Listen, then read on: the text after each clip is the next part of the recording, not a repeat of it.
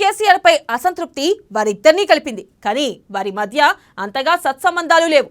మరి రాజకీయంగా వారిద్దరూ కలిసి వెళ్తారా అనేది ఆసక్తికర చర్చ కొనసాగుతుంది. వారిద్దరూ ఏ రాజకీయ పార్టీలో చేరుతారనేది ఆసక్తికరంగా మారింది. వారికి స్వాగతం అంటూ కాంగ్రెస్, బీజేపీ ఆఫర్లు ప్రకటించాయి. కానీ వారిద్దరూ ఎలాంటి నిర్ణయం తీసుకోలేదు.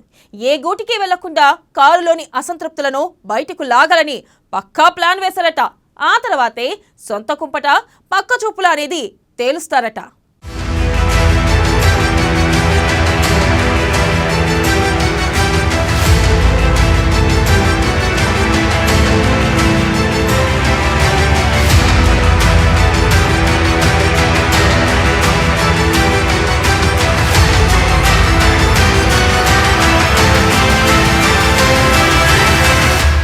బీఆర్ఎస్ పార్టీ సంచలన నిర్ణయం తీసుకుంది. మాజీ మంత్రి జూపల్లి కృష్ణారావు, మాజీ ఎంపీ పొంగులేటి శ్రీనివాసరెడ్డిని పార్టీ నుంచి సస్పెండ్ చేసింది. ఖమ్మంలో జరిగిన ఆత్మీయ సమ్మేళనంలో ఈ ఇద్దరు నేతలు పార్టీపై వివాదాస్పద వ్యాఖ్యలు చేశారు. అయితే వీరి కామెంట్స్ ను సీరియస్ గా తీసుకున్న సీఎం కేసీఆర్ ఏమాత్రం ఆలోచించకుండా వారిని పార్టీ నుంచి సస్పెండ్ చేశారు. పార్టీ నుంచి తమని సస్పెండ్ చేయడంపై ఒకరు థాంక్స్ చెప్పగా మరొకరు పంజరం నుంచి విముక్తి కలిగిందని ఓపెన్ కామెంట్లు చేశారు. ఇప్పుడే వింటున్న జూపల్లి కృష్ణారావును టీఆర్ఎస్ పార్టీ, బీఆర్ఎస్ పార్టీలో సస్పెండ్ చేసినట్టుగా ఇప్పుడే విన్నా. చాలా సంతోషం. ఎందుకంటే పంజరంలో నుంచి పక్షి బయటకు వచ్చినట్టుగా చాలా సంతోషంగా ఉంది.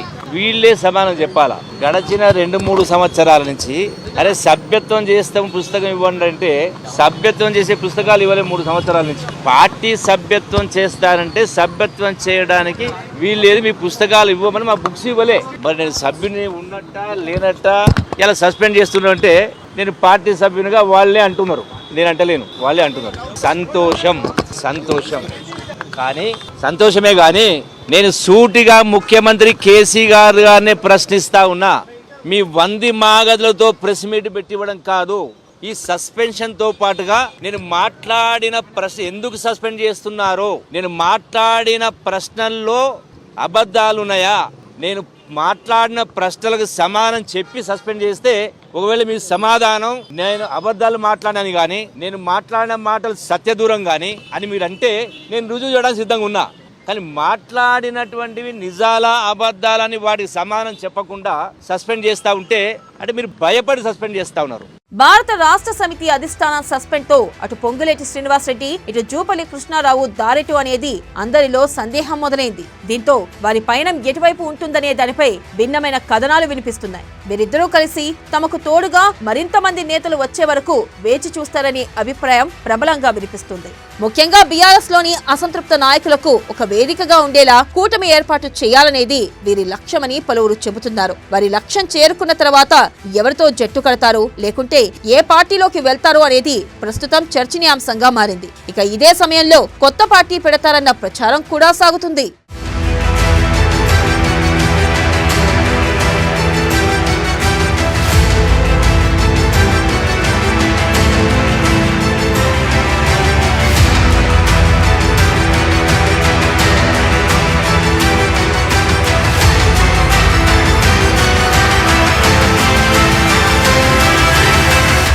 కొత్త పార్టీ ఒకటి ఏర్పాటు చేసి రాష్ట్ర వ్యాప్తంగా 20 స్థానాలు గెలుచుకోగలిగితే రానున్న ప్రభుత్వ ఏర్పాటులో తాము కీలకంగా ఉంటామని పొంగులేటి, జూపల్లి ఓ నిర్ణయానికి వచ్చినట్లుగా తెలుస్తుంది. ఒకవేళ హంగ్ లాంటి పరిస్థితులు ఏర్పడితే తామే కీలకం అవుతామనే ఉద్దేశం కూడా కనిపిస్తుంది. అయితే కొత్తగా రాజకీయ పార్టీని పెట్టి తద్వారా జనంలోకి వెళ్లి ఇన్ని సీట్లను ఇప్పటికిప్పుడు గెలవడం సాధ్యమవుతుందా అనే చర్చ కూడా నడుస్తుంది. దీనికి బదులుగా తమతో కలిసి వచ్చే నాయకులకు అసంతృప్త నేతలు అందరూ కలిసి ఏదో ఒక పార్టీతో ఒక ప్రత్యేకమైన ఒప్పందం చేసుకుని ఎన్నికల బరిలోకి దిగాలనే ఆకాంక్షతోనే వీరిద్దరూ ఉన్నట్లు తెలుస్తుంది. ఈ నేపథ్యంలో తమతో కలిసి వచ్చేది ఎవరు అనేది చూసుకుని రాష్ట్రంలోని రాజకీయ పరిస్థితులను దృష్టిలో ఉంచుకుని ఒక నిర్ణయం తీసుకుంటారని సమాచారం.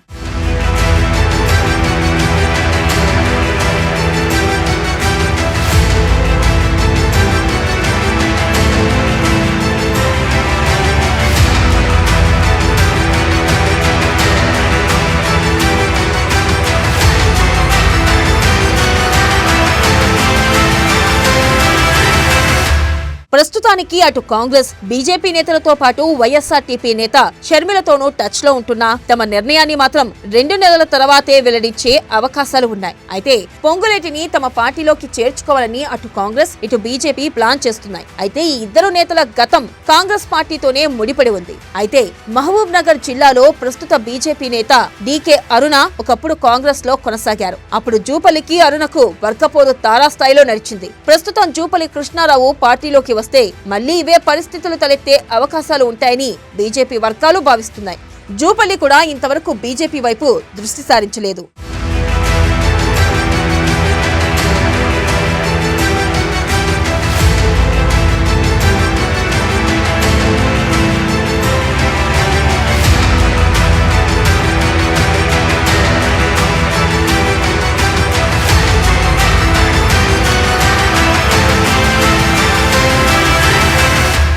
ఇక పొంగులేటి బీజేపీలో చేరికపైన మొదట్లో మంచి అభిప్రాయమే వ్యక్తమైనా క్రమేణా అది మారుతూ వచ్చింది. దీంతో జిల్లాలో కమ్యూనిస్టుల ప్రభావం ఉండడంతో పాటు ఆశించిన మేర ముస్లింల ఓట్లు పడవని చర్చ మొదలైంది. దీంతో పొంగులేటి బీజేపీ ఆలోచనపై ఒక అడుగు వెనక్కి వేస్తారని చర్చ జరుగుతుంది. ఇక మరోవైపు పొంగులేటితో రేవంత్ రెడ్డి టచ్ లో ఉన్నారని చర్చ జరుగుతుంది. అయితే ఖమ్మం జిల్లాలో రేణుకా చౌదరి, బట్టి విక్రమార్క వర్గాలు ఉండడంతో పొంగులేటి అటువైపు కూడా వెళ్లే అవకాశాలు ఉండవని ఆయన సన్నిహితులు చెబుతున్నారు.